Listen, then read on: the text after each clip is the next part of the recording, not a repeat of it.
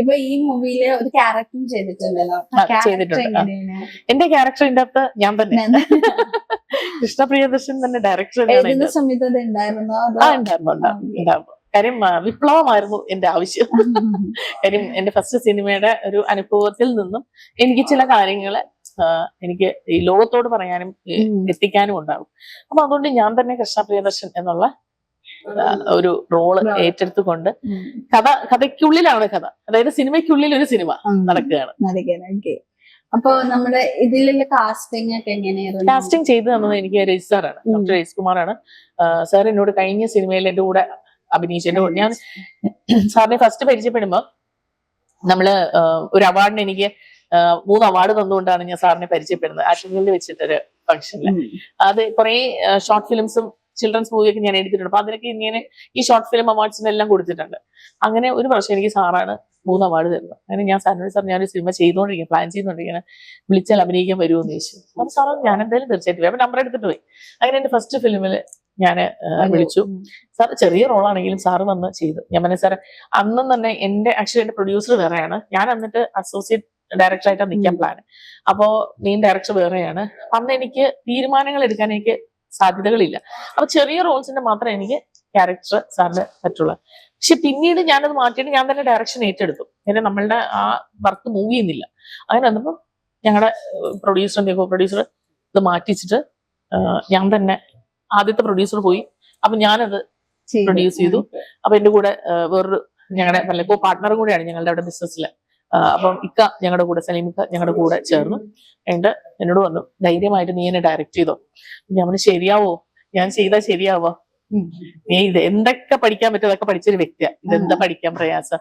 ഇത് short films എല്ലാം ചെയ്യും. ഷോർട്ട് ഫിലിം തന്നെ നമ്മൾ 1 to 2 days എടുക്കുന്നതാണ്. ഇതെന്ന് പറയുന്നത് എനിക്ക് 15 days ലൊക്കേഷനും ചാർട്ടിങ്ങും ഒക്കെ തന്നെ അപ്പൊ തന്നെ എനിക്ക് തലറക്കാൻ തുടങ്ങി.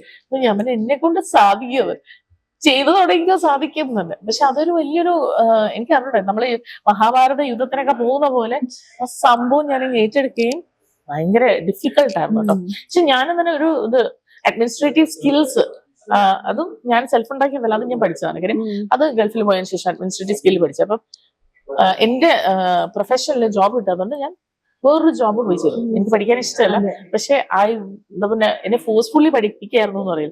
പക്ഷെ ആ പഠിച്ചത് ആ അഡ്മിനിസ്ട്രേറ്റീവ് സ്കില്ലിനെ എനിക്ക് യൂസ് ചെയ്യാൻ പറ്റും. ഈ വർക്കിൽ, ഏത് വർക്കിലും ഞാൻ പഠിച്ച എന്താണോ അത് ഞാൻ യൂസ് ചെയ്യാം. പിന്നെ അതിനെ എങ്ങനെ ഷോർട്ട് ആക്കുക. അപ്പൊ യൂഷ്വലി 1 month കൊണ്ടാണ് ഒരു ഫിലിമിന്റെ ഡബിങ് ഫിനിഷ് ചെയ്യുന്നത്. അതൊരു അസിസ്റ്റന്റോ അസോസിയേറ്റോ ഇല്ലാതെ ഞാൻ എന്റെ ഫസ്റ്റ് ഫിലിം 6 ദിവസം കൊണ്ട് കേരളത്തിലും 5 ദിവസം കൊണ്ട് അവിടെയും തന്നു. അപ്പൊ ടോട്ടലി 11 days കൊണ്ട് complete dubbing for 52 artist complete ചെയ്തെടുത്തു. അത് എനിക്കൊരു ക്രെഡിറ്റ് ആയിട്ട് എനിക്ക് ഫീൽ ചെയ്തു. അപ്പൊ ഞാൻ ചോദിച്ചു, ഞാൻ അസിസ്റ്റന്റ് അസോസിയേറ്റ് ഒന്നുമില്ല, ഞാൻ തന്നെയാണ് ചെയ്യുന്നത്, ഞാൻ തന്നെയാണ് എല്ലാം എന്താ പറയാ കൺട്രോൾ ചെയ്യുന്നതല്ല. അപ്പൊ അതൊരു ലേണിംഗ് ആയിരുന്നു. ഫസ്റ്റ് ഫിലിം തന്നെ എന്റെ ഒരു ലേണിംഗ് ആയിരുന്നു. അങ്ങനെ ഞാൻ യൂണിവേഴ്സിറ്റി മറ്റേ എന്താ പറയാ പോസ്റ്റ് ഗ്രാജുവേഷൻ ഒക്കെ PhD ഒക്കെ എടുത്ത ഒരു ഫീൽ ആയിരുന്നു ഫിലിം ഫസ്റ്റ് ഫിലിം കഴിഞ്ഞപ്പോ. സെക്കൻഡ് മൂവി ഐ നോ നമുക്ക് എവിടെ എന്ത് ചെയ്യണം എന്നുള്ളത്. ഇവനിപ്പോ എന്നോട് ഒരു അസിസ്റ്റന്റോ അസോസിയേറ്റോ ആരെങ്കിലും പറയുകയാണ്, ഞാൻ നിങ്ങളോട് വർക്ക് ചെയ്യില്ല എന്നല്ല, ഓക്കെ പൊക്കോളൂ, ആ ജോലി എനിക്കറിയാം, ബിക്കോസ് ഐ ഡിഡ് ദാറ്റ്, ഞാൻ അത് ചെയ്തോണ്ട്.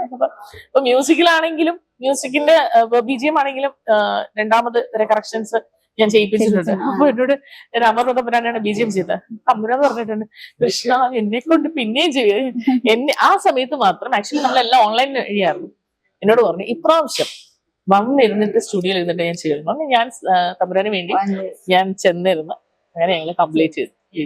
അപ്പൊ ഇവിടെ അമ്മേനെ സഹായിക്കായിരുന്നു മൂവിയില്. അതെ, ഫുൾ സപ്പോർട്ടാണ്. മൻഹർ ഫുൾ ടൈം ഉണ്ട്. ഞാൻ എവിടെ പോകുന്നു അവിടെ മൻഹർ ഉണ്ട്. അപ്പൊ ഒരു കഥാപാത്രമാണ് മൻഹറിന്റെ അകത്ത്. ഈ ഫാമിലിയിലെ ഒരു അനിയൻ കഥാപാത്രമാണ് ചെയ്തത്. 2 വർഷം മുമ്പേ കുറച്ചുകൂടെ കുഞ്ഞായിരുന്നു. പിള്ളേർ പെട്ടെന്ന് പോവല്ലോ. അപ്പൊ ഇപ്പൊ തന്നെ എന്റെ അസിസ്റ്റന്റ് ആണ്.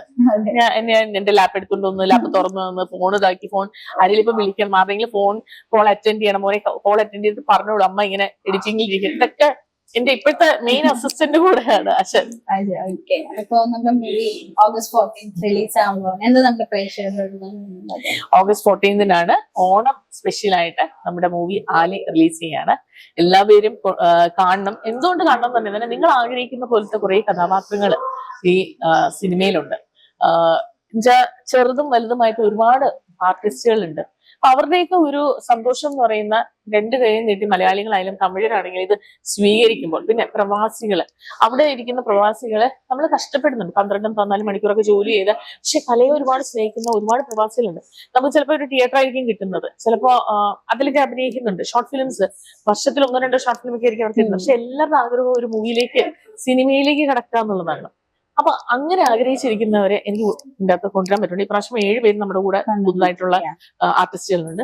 അമച്ചുറ എന്ന് പറഞ്ഞാൽ നിങ്ങൾക്ക് മനസ്സിലാകില്ല ആക്ച്വലി. കാര്യം അവര് പല പല വർക്കിലും അഭിനയിച്ചും ഒക്കെ അവർക്കൊരു എന്താ പറയാ ഒരു പ്രാബല്യം വന്നിട്ടുണ്ട്, അവർക്ക് കഴിവ് വന്നിട്ടുണ്ട്, തെളിയിച്ചിട്ടുണ്ട്. അപ്പം ഇതിന്റെ അകത്ത് എല്ലാവരെയും നിങ്ങൾക്ക് സ്വീകരിക്കാം. അതായത് 8 സോങ് ഉണ്ട് ഫിലിമില്. മെലഡീസ് ആയിട്ടുള്ള 2-3 സോങ്ങും 4 ഭാഷകളിലാണ് സോങ്സ് ഉള്ളത്. തമിഴില്, മലയാളത്തില്, ഹിന്ദിയില്, അറബിക്കില്. ഹിന്ദി അറബിക്ക് വന്നത് കാരണം ഞങ്ങള് അറബി നാട്ടിലെ ഉള്ള ആളുകൾക്ക് വേണ്ടിയിട്ടും കൂടെ ആയിട്ടാണ് അറബിക് സോങ്ങും കൂടെ ചേർത്തേക്കുന്നത്. അങ്ങനെ അത് സിറ്റുവേഷൻ അനുസരിച്ച് അത് വന്നു. പിന്നെ ജെൻസികൾക്ക് നിങ്ങൾക്കൊന്നും തമ്മില്ലാന്ന് തോന്നരുത്. അപ്പൊ നിങ്ങൾക്ക് വേണ്ടിയിട്ടുള്ള തല്ലുപൊളി, എന്താ പറയാ, തട്ടുപൊളി ഡാൻസിന്റെ ഒരു സോങ്ങും അതിന്റെ അകത്ത് ഉൾപ്പെടുത്തിയിട്ടുണ്ട്. പിന്നെ കുറച്ച് ഒരു എന്താ പറയുക മെലഡിയാണ് നമ്മളുടെ. നിങ്ങൾ എന്നും കേൾക്കണം എന്നും.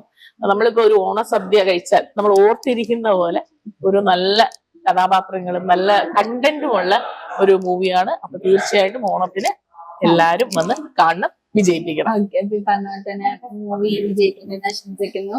ഇനിയും ഒരുപാട് സിനിമ ചെയ്തെന്ന് ആശംസിക്കുന്നു. Thank you so much.